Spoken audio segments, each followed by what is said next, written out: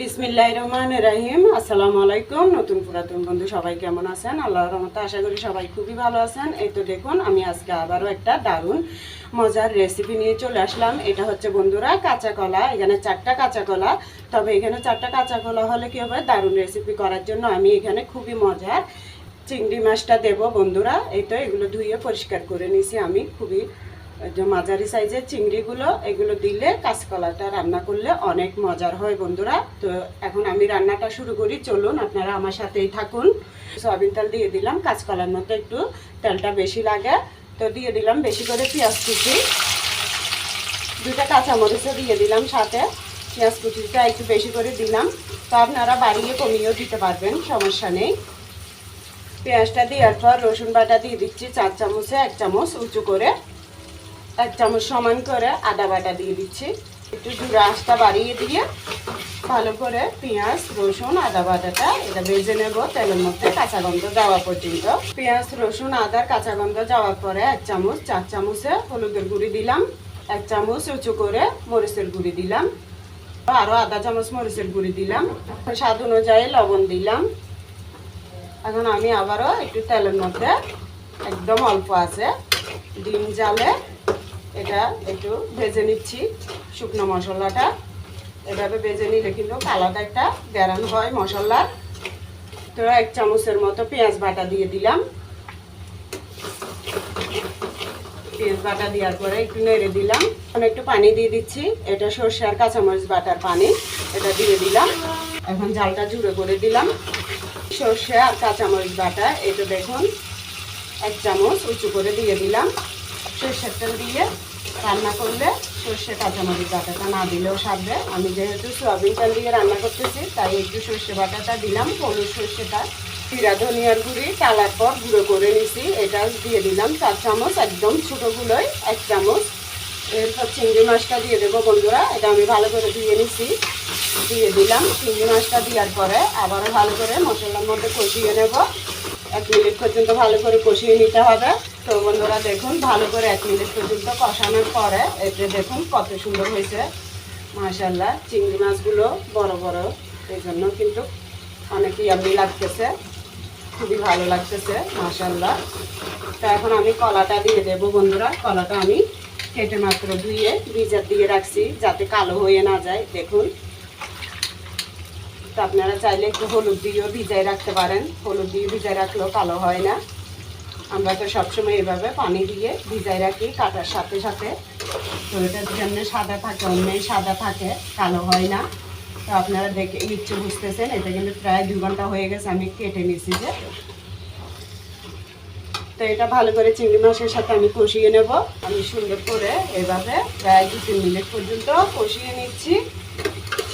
এইভাবে মশলার মধ্যে যত কষিয়ে নেবেন যে কোনো সবজি তরকারি মাংস বলেন, ততই রান্নাটা কিন্তু স্বাদ হয়। এমনভাবে কষিয়ে নিই যাতে রান্নাটা মানে অর্ধেকটা রান্না হয়ে যায়। এভাবে আমি সবসময় মশলার মধ্যে কষিয়ে নিই।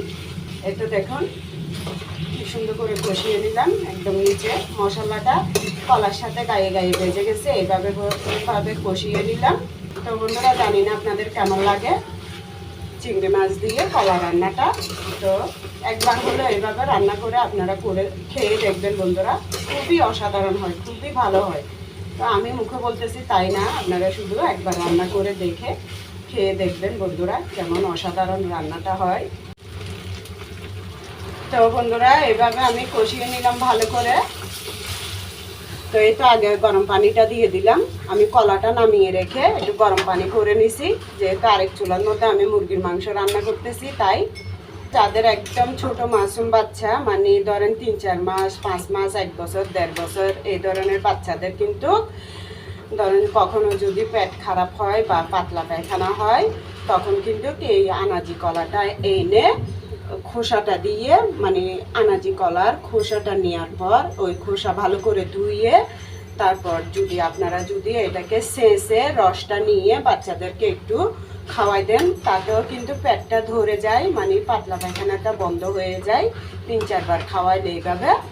তো এমনি শেষে খাওয়ানো যায়। আবার গরম ভাতের মধ্যে খোসাটাকে রেখে, মানে খোসাটা গরম ভাতের উপরে রাখার পর কিছুক্ষণ পর ধরেন আধা ঘন্টা পর ওইটাকে চিপে রসটা খাওয়াইলে এতেও পেটটা খুবই ভালো থাকে।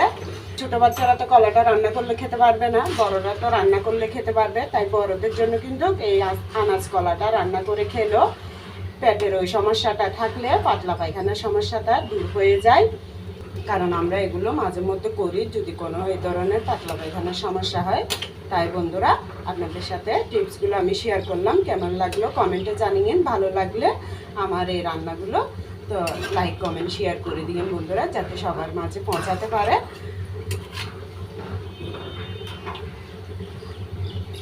তো আপনারা আবার এটা মনে করবেন না বন্ধুরা আমাদের ঘরে কেউ অসুস্থ না, কলাটা কিন্তু এইভাবে চিংড়ি মাছ দিয়ে ইলিশ মাছ দিয়ে যেভাবে নিরামিষ রান্না করেন খুবই ভালো হয়। তাই জন্য আমি কিন্তু এটা আনাইছি খাওয়ার জন্য বন্ধুরা। তো আপনাদের সাথে টিপসটাও রান্নার সাথে শেয়ার করলাম, জানি না আপনাদের কেমন লাগে।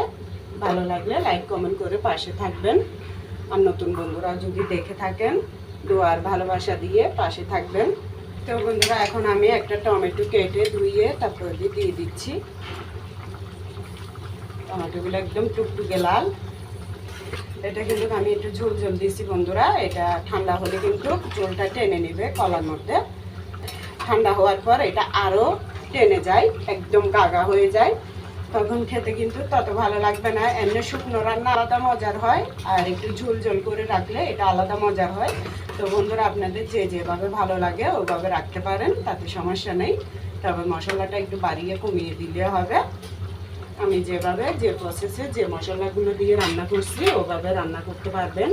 বেশি করে একটু ধনিয়া পাতাটা বেশি ছিল বিদায় একটু বেশি দিলাম বন্ধুরা।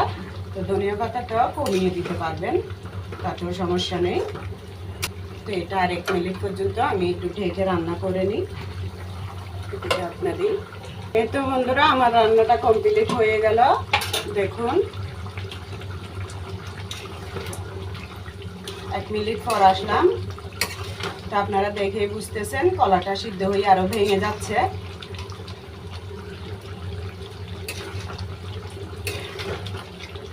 তো এটা আমি আর ঝোলটা কমাবো না, ওই যে বললাম ঠান্ডা হলে ঝোলটা আরো টেনে যাবে। লবণ টবণ সব পারফেক্ট আছে বন্ধুরা।